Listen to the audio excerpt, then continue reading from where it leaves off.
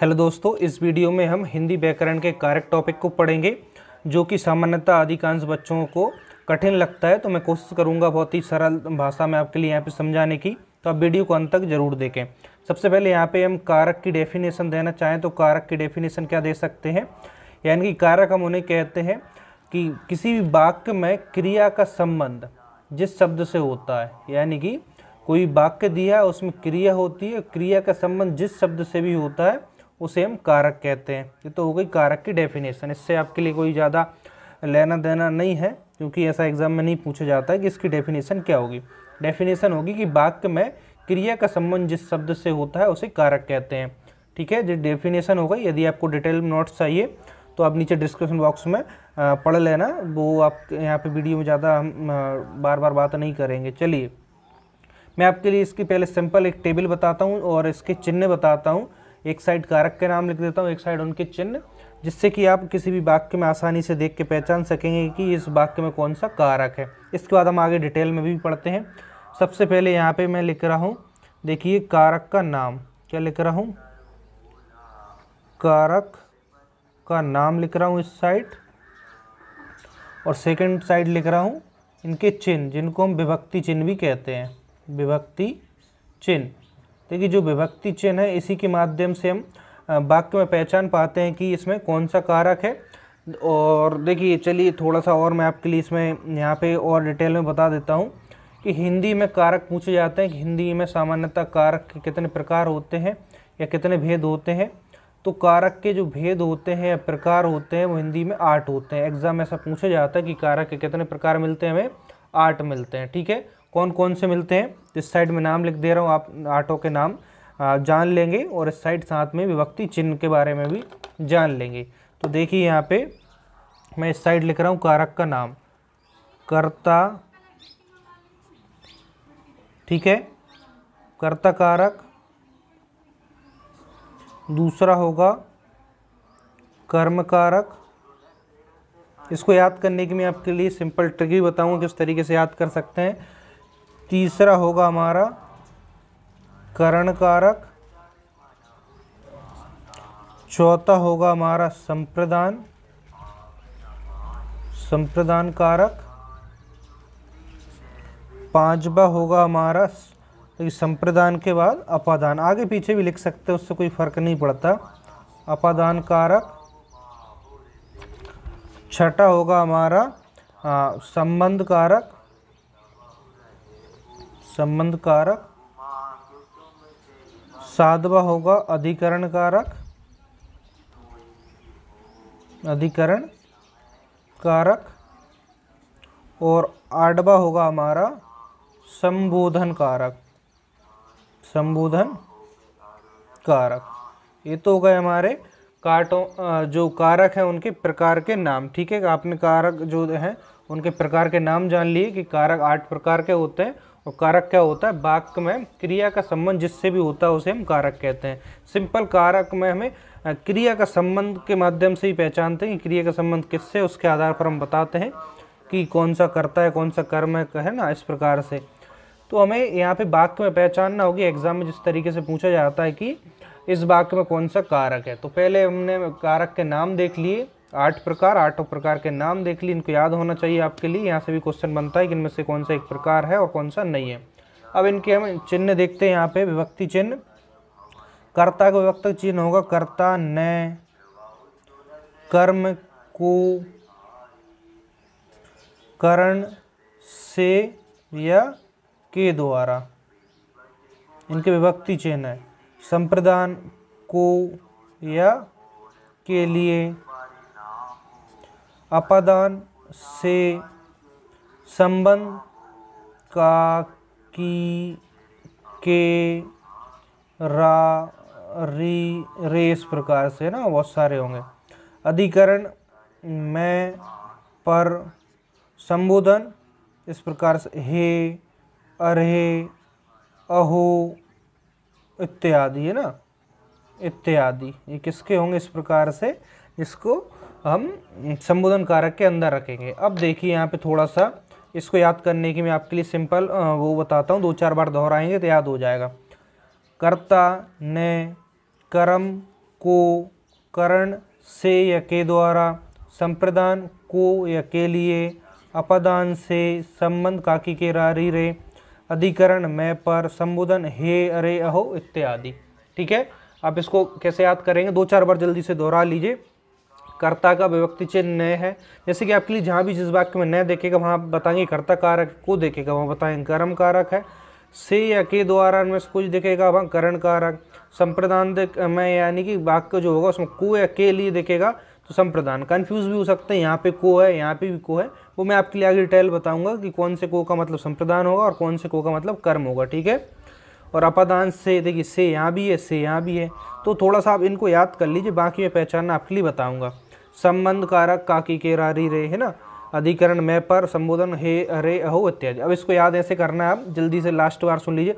कर्ता ने, कर्म को, करण से, के द्वारा, संप्रदान को, के लिए, अपदान से, संबंध काकी के रारी रे, अधिकरण मैं पर, संबोधन हे अरे अहो इत्यादि। ठीक है, इस तरीके से आप विभक्ति चिन्हों को याद कर लेंगे। अब चलिए हम थोड़ा सा डिटेल में पढ़ते हैं। अब देखिए साथ में मैं यहाँ पे आपके लिए थोड़ा सा और इसी टेबल में ऐड कर देता हूँ करण, जो करण से या के द्वारा है, यहाँ पे आप साइड में ऐसा लिख लीजिए साधन, यानी कि इसमें आप साधन का बोध होगा, वो डिटेल में अभी बताता हूँ। अपदान है, इसके यहाँ पे ब्रैकेट में लिख लीजिए अलगाव, अलगाव, अलगाव यानी कि अलग का भाव। ठीक है, दोनों में लिख लेंगे तो आपको और ज़्यादा हेल्प मिल जाएगी। तो चलिए हम डिटेल में पढ़ना स्टार्ट करते हैं।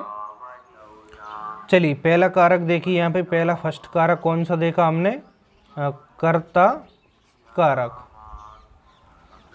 अब देखिए कर्ता कारक क्या होगा, जिसमें हमें काम करने का बोध हो वो हमारा कर्ता कारक कहलाएगा, यानी जिसमें कि काम करने का बोध हो, काम करने का जहाँ भी बोध होगा वो हमारा कौन सा कारक होगा, कर्ता कारक होगा। बोध हो, हम शॉर्ट में लिख रहे हैं, यहाँ पे डिटेल में नोट्स चाहिए तो नीचे मुझे कमेंट बॉक्स में आप बताइए। ठीक है, कर्ता कारक क्या होगा, जिसमें हमें काम करने का बोध होगा उसे कर्ता कारक कहेंगे। लेकिन इसके वाक्य में कैसे पहचानना होगी एग्जाम में, इसके एग्जाम्पल से देखिए। जैसे इसका एग्जाम्पल कैसे मिलेगा आपके लिए, जैसे कि देखिए राम ने मिठाई बनाई, है ना, कुछ भी हो सकता है, इस प्रकार से वाक्य आपके सामने है। अब आप इसमें देखिए देखेंगे कि एक तो काम करने का बोध हो रहा है तो हम सीधा पहचान लेंगे कर्ता कारक है। देखिए राम ने मिठाई बनाई, यानी कि यहाँ पे काम क्या रहा, बनाया, क्या बनाई है, मिठाई बनाई है। तो एक तो तरीका ऐसा हो गया कि डेफिनेशन के अकॉर्डिंग पहचान लें। लेकिन और ज़्यादा सिंपल तरीका क्या है, सिंपल तरीका है और ज़्यादा कि आप इसमें देख रहे हैं, अभी हमने देखा कर्ता ने, तो कर्ता की विभक्ति क्या होती, कर्ता की विभक्ति चिन्ह क्या होता है, ने, यानी कि यहाँ ने देखा तो वो कौन सा हो गया, इस वाक्य में कारक पूछा जाए तो कर्ता कारक हो गया। बहुत ही सिंपल है। देखिए आपको अभी जितना सिंपल लग रहा है उतना भी सिंपल नहीं है, बस आपको थोड़ा सा प्रैक्टिस करना पड़ेगा, आगे अभी और देखेंगे। लेकिन बस इतना याद रखेंगे, आप ने विभक्ति चिन्ह मिला तो वहाँ आप कौन सा लगा देंगे, कर्ता कारक। अब इसमें डिटेल में समझना चाहें तो राम ने मिठाई बनाई, तो बनाना क्या हो गया, क्रिया हो गया। क्रिया का प्रभाव किस पर पड़ रहा है, क्रिया का प्रभाव सीधा पड़ रहा है किस पर, राम पर, क्योंकि बनाना किसने बनाई है, राम ने, जिसका बनाना देखिए बनाई किसने, राम ने।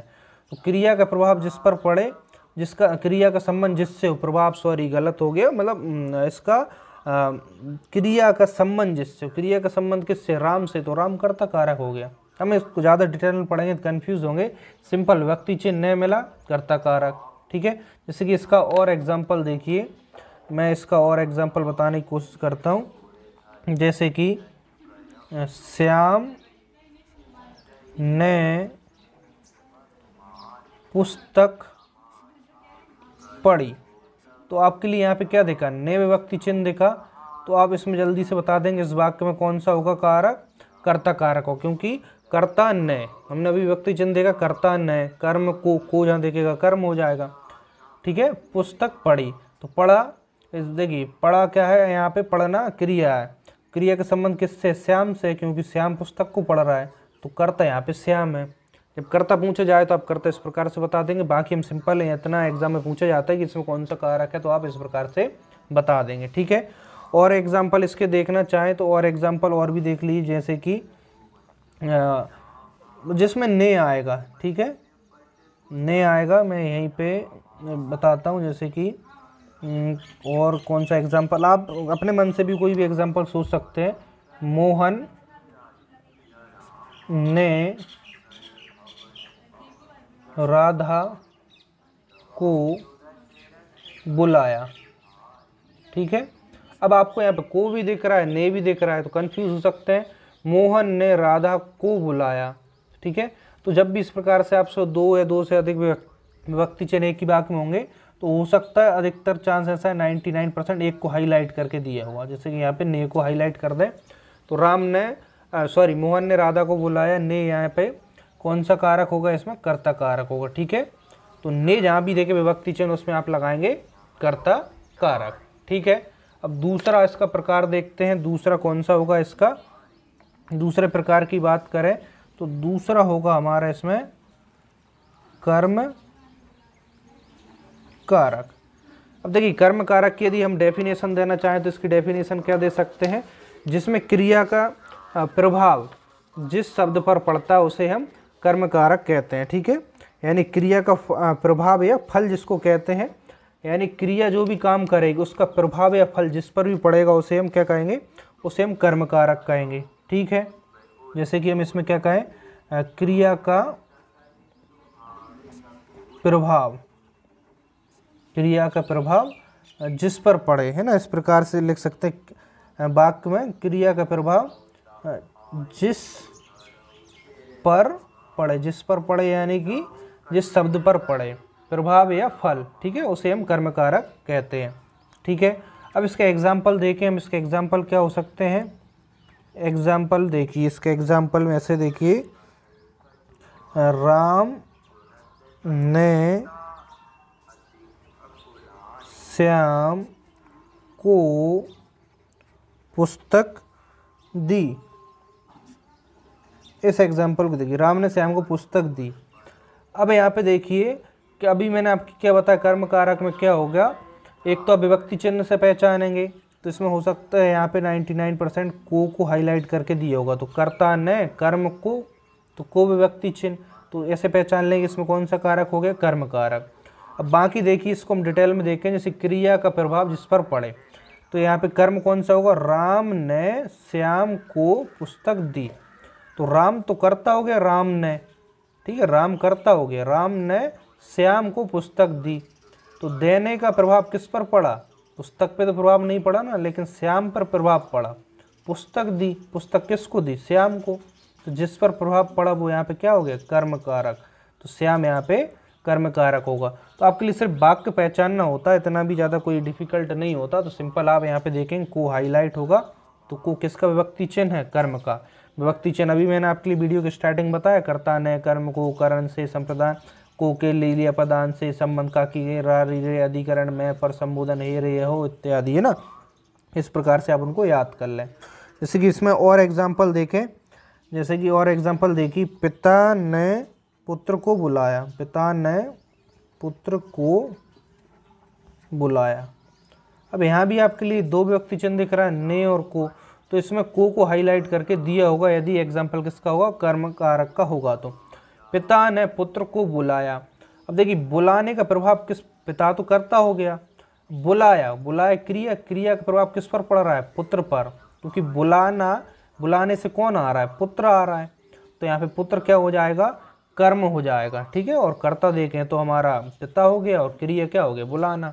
तो वाक्य में देखें तो यहाँ पे को जो विभक्ति चिन्ह है इससे हम पहचान लेंगे कि क्या हो गया, कर्म कारक। देखिए दो भी दिख सकते हैं लेकिन हाईलाइट इस पर आएगा वाक्य में, उसका मतलब पूछा जा रहा है। ठीक है, और देखिए गुरु ने शिष्य को शिक्षा दी, गुरु ने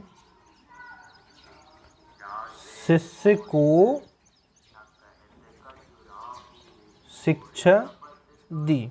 ठीक है, इस प्रकार समझ जाएंगे। तो को हाईलाइट होगा तो विभक्ति चिन्ह यहाँ पे कौन सा हो जाएगा, कर्म कारक हो जाएगा इसमें, क्योंकि कर्म का विभक्ति चिन्ह को है। गुरु ने शिष्य को शिक्षा दी, तो शिक्षा दी यानी कि दी, क्या दिया है, तो गुरु तो कर्ता हो गया, अब क्या दी, शिक्षा दी है।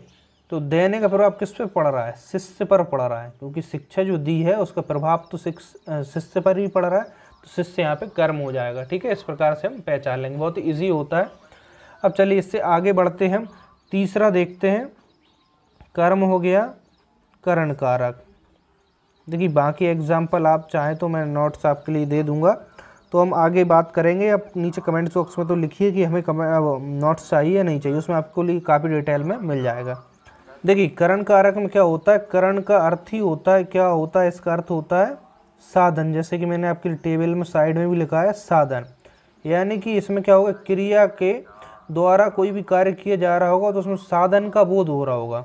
इसमें क्रिया के द्वारा कोई भी कार्य किया जा रहा होगा तो साधन का इसमें बोध हो रहा होगा, वो करण कारक होगा। जैसे कि एग्जाम्पल देखिए, डेफिनेशन आप चाहें तो लिख सकते हैं कि संज्ञा का वह रूप जिससे किसी क्रिया के साधन का बोध हो, यानी कि कोई क्रिया हो रही है उसके साधन का बोध हो, उसे हम करण कारक कहते हैं।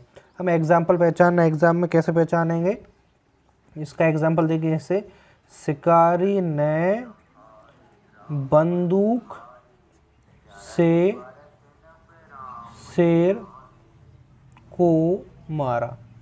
आपको यहाँ पे ने, से, को 3 विभक्ति चिन्ह दिख रहा है, लेकिन आप यहाँ पे देखेंगे साथ में कि साधन का बोध हो रहा है। क्या इसमें, शिकारी ने बंदूक से शेर को मारा, तो यहाँ पे बंदूक साधन आ गया, तो आप इसमें बिना सोचे क्या लगा देंगे कि इसमें करण कारक का एग्जाम्पल है।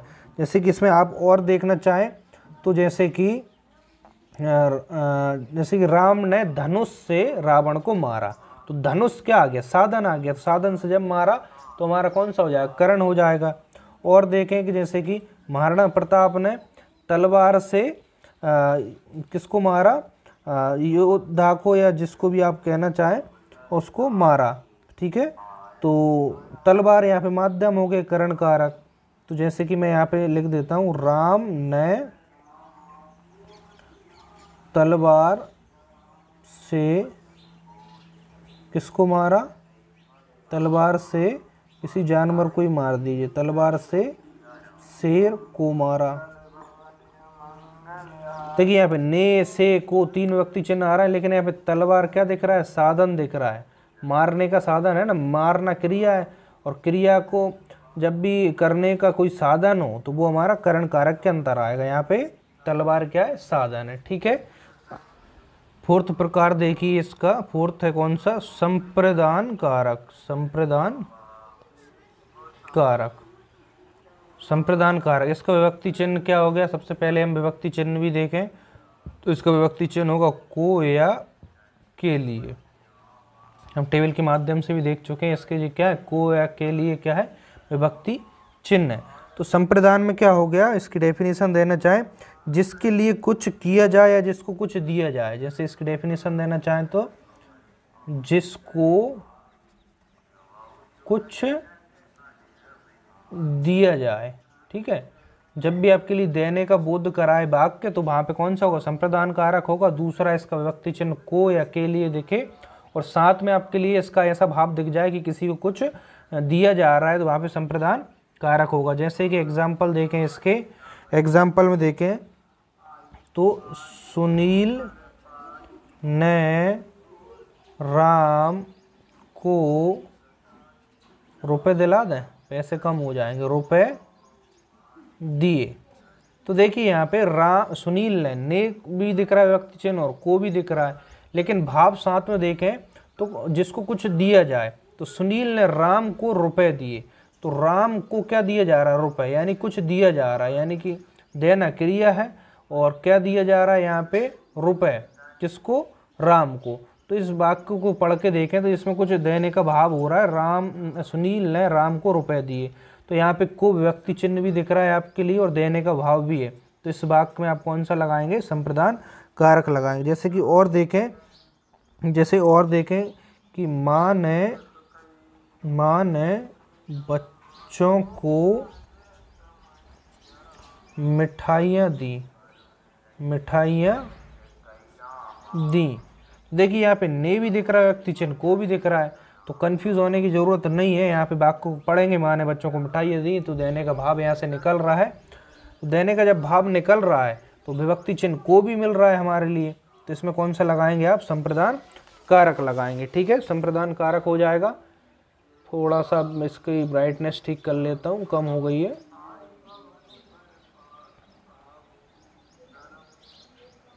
ठीक है, चलिए अब आगे इसके और एग्जाम्पल बताएं क्या इसके लिए। जैसे कि और एग्जाम्पल देख लीजिए।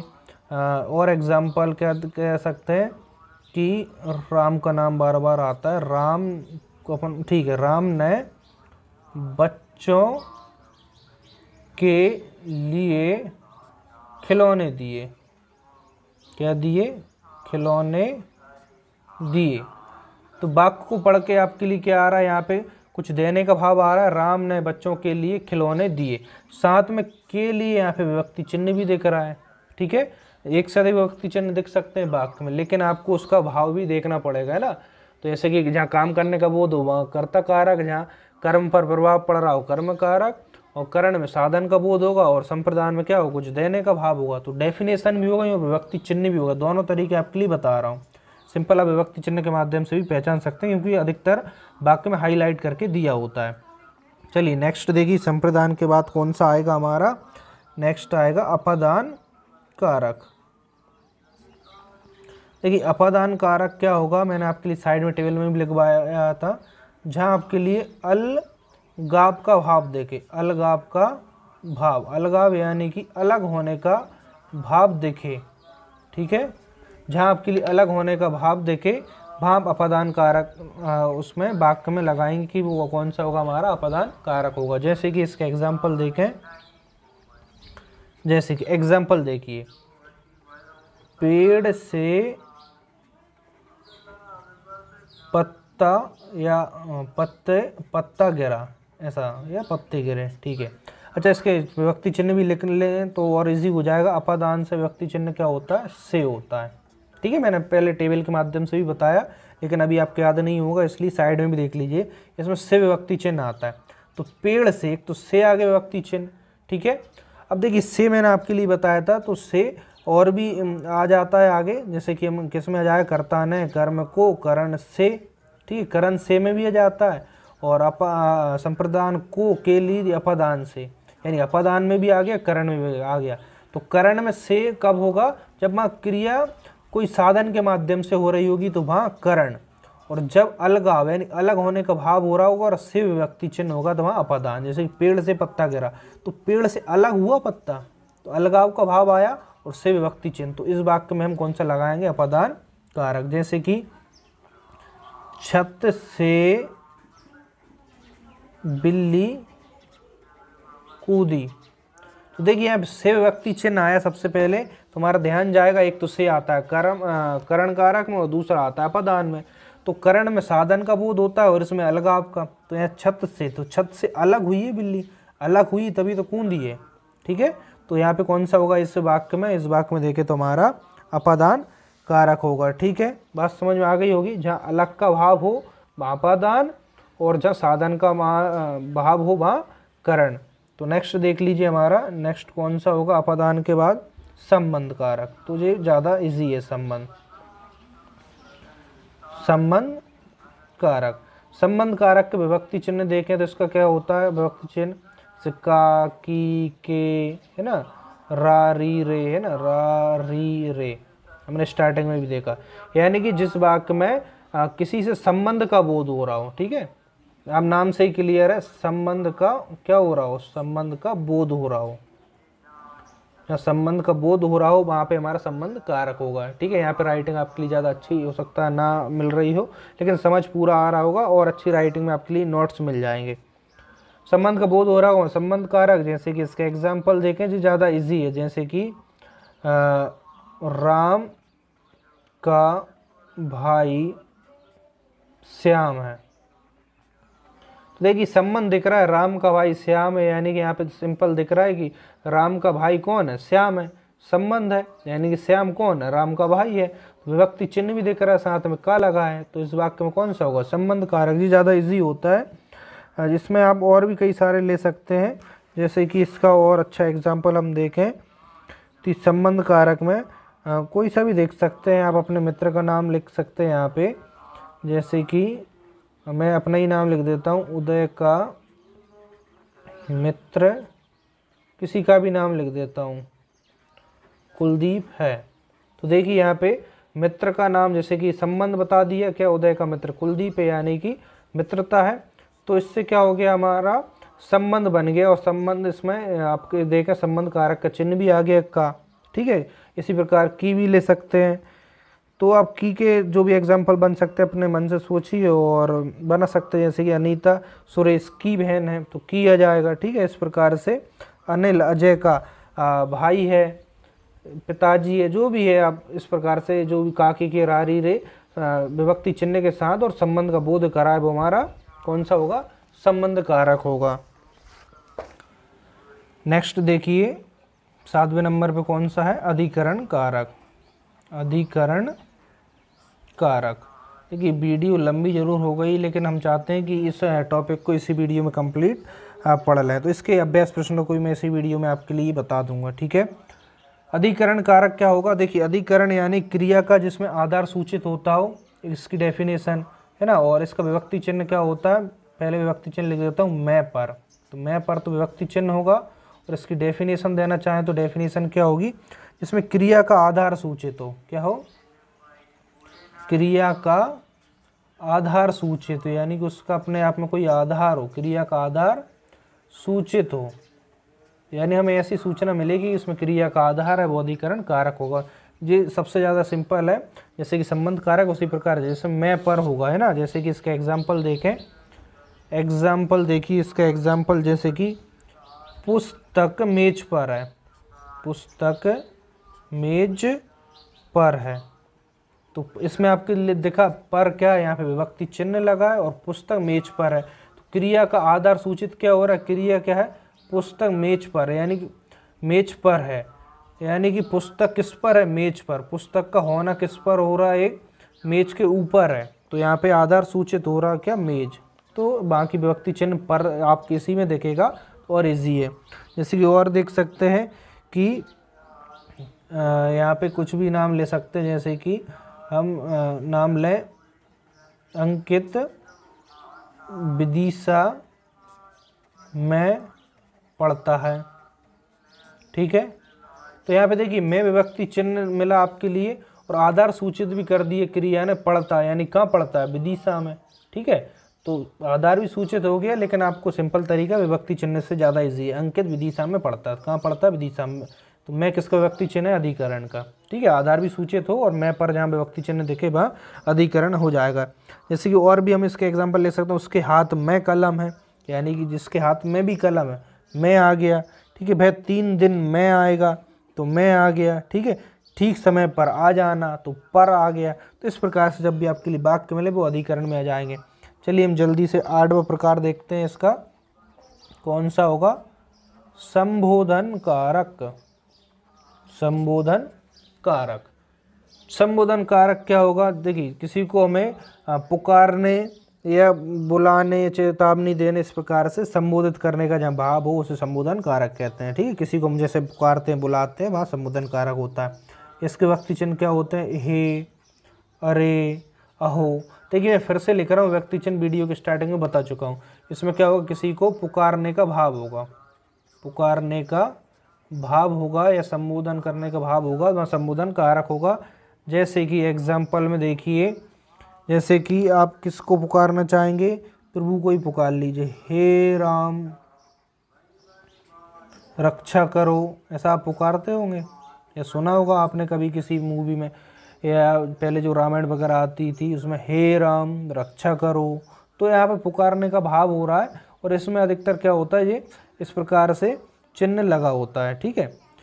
जिसको क्या चिन्ह बोलते हैं, मैं इसका नाम अभी भूल जा रहा हूँ, तो आप मुझे नीचे कमेंट्स में बता दीजिए। और देखिए अरे मूर्ख संभल जा, जैसे कि आपसे कोई कहता होगा अरे मूर्ख संभल जा, टाइम पर पढ़ाई कर ले तो नौकरी मिल जाएगी, है ना, ठीक है। मैं आपके लिए नहीं कह रहा हूँ, मैं एग्जाम्पल बता रहा हूँ, अरे मूर्ख संभल जा। इस प्रकार से ओ लड़को खेलना बंद करो, है ना, संबोधन करने का भाव जहाँ भी आए और इसमें इस प्रकार का चिन्ह भी दिखता है, तो इसको हम क्या कहते हैं, संबोधन कारक कहते हैं। तो ठीक है, हमने सारे कारक इसी वीडियो में पढ़ लिए। वीडियो थोड़ी सी लॉन्ग हो गई है, लेकिन कोई बात नहीं, जिसको पढ़ना होगा वो वीडियो को अंत तक जरूर देखेगा। तो मैं आपके लिए फिर से रिवाइज़ नहीं करा रहा हूँ क्योंकि वीडियो ऑलरेडी लॉन्ग हो गई, तो आप वीडियो को फिर से देख सकते हैं। स्टार्टिंग में मैंने इसके विभक्ति चिन्ह बताए हुए हैं, इसके कारक के सारे प्रकार बताए हुए हैं। तो अब हम जल्दी से इसके एक्सरसाइज भी इसी वीडियो में कंप्लीट करते हैं, ताकि नेक्स्ट वीडियो में हम सर्वनाम टॉपिक के बारे में पढ़ेंगे। तो इसके लिए मैं टेबल यहाँ पे लगा देता हूँ, तो जल्दी से पढ़िए आप यहाँ पे। फर्स्ट क्वेश्चन है, वाक्य में शब्द का संबंध किससे होता है? तो देखिए, वाक्य में शब्द का संबंध जिससे भी होता है तो उसे हम क्या कहते हैं? लिंग से, वचन से, कारक से, इनमें से कोई नहीं। तो हमने पढ़ा वाक्य में क्रिया का संबंध जिससे होता है उसे हम कारक कहते हैं, तो सी ऑप्शन होगा यहाँ पे। हिंदी में कितने कारक होते हैं? सेकंड, तो हिंदी में हमने देखा अभी 8 कारक होते हैं, 8 के नाम पढ़े हमने। थर्ड देखिए, राम ने श्याम को मारा, वाक्य में कौन सा कारक है? तो यहाँ पे ने और को 2 विभक्ति चिन्ह दिख रहे हैं, तो इसमें संबंध थोड़ा सा ध्यान से है ना। तो देखिए, कर्ता कारक, कर्म कारक, करण कारक, अपदान कारक। राम ने श्याम को मारा, तो राम ने काम किया, तो राम ने श्याम को मारा, तो इसमें कौन सा कारक होगा? इसमें कर्ता कारक होगा, ए वाला ऑप्शन। बहुत सी जगह इसमें कर्म कारक में भी एग्जाम्पल दिया है, क्योंकि मारने का प्रभाव श्याम पर पड़ रहा है, लेकिन इसमें अधिकतर क्या होगा? चिन्ह हाईलाइट करके दिया होगा, लेकिन यहाँ पे नहीं दिया है, ठीक है। यदि को हाईलाइट करके दिया होता तो फिर आपको कर्म हो जाता, ठीक है। फोर्थ देखिए, निम्नलिखित में से किस वाक्य में कर्म कारक है? तो कर्म कारक का विभक्ति चिन्ह क्या होगा? को। तो को देखिए किस में है? तो पहले ऑप्शन में नहीं है, दूसरे में भूखों को खाना खिलाओ, और बाकी किसी में है क्या? नहीं है, तो बी वाला ऑप्शन राइट हो गया। पहले ऐसे ही पहचान लेंगे विभक्ति चिन्ह से ही। पांचवा, किस वाक्य में अपदान कारक है? अपदान का हमने देखा था क्या होता है? विभक्ति चिन्ह से होता है, लेकिन अपदान अलगाव का भाव होता है, नहीं तो से करण में भी होता है, बस साधन का भाव होता है। राम ने रावण को तीर से मारा, तो तीर से मारा, तो यहाँ पे देखिए तीर क्या है? साधन है, से यहाँ भी है, लेकिन ये करण का वाक्य होगा, तो इसमें अलगाव देखिए। मोहन से अब नहीं गाया जाता, हिमालय से गंगा निकलती है, तो से आ गया, और हिमालय से गंगा निकलती है, हिमालय से गंगा अलग होती है, तो यहाँ पे क्या हो गया? सी वाला ऑप्शन अपदान कारक का वाक्य हो जाएगा। छठवां क्वेश्चन है इसका, के लिए कारक का चिन्ह है, तो के लिए किसके लिए था? संप्रदान के लिए 2 कारक चिन्ह हमने पढ़े, को और के लिए, तो बी ऑप्शन। प्रत्येक प्रश्न खालिस्तान 4 संभावित प्रश्न दिए हैं, रिक्त स्थान में उचित विभक्ति चिन्ह भरिए। तो प्रत्येक प्रश्न में 4 संभावित प्रश्न दिए हैं, तो में होना चाहिए, इसका ऑप्शन कौन सा होगा? बी वाला, तो में होगा, है ना, होना क्या चाहिए? राइट ही है। बालक ने पुस्तक पढ़ी होगी, वाक्य में प्रयुक्त कारक चिन्ह है, तो एक ही कारक चिन्ह दिख रहा है, ने, तो ने हमने पढ़ा था कर्ता में होता है, कर्ता ने, तो डी वाला ऑप्शन हो जाएगा। हे राम रक्षा करो, वाक्य में कौन सा कारक है? पुकारने का भाव है, और आप समझ पा रहे होंगे, तो संबोधन कारक है, सी। 10वां और लास्ट देखिए, निम्नलिखित कारकों को उनकी विभक्ति से सुमेलित कीजिए।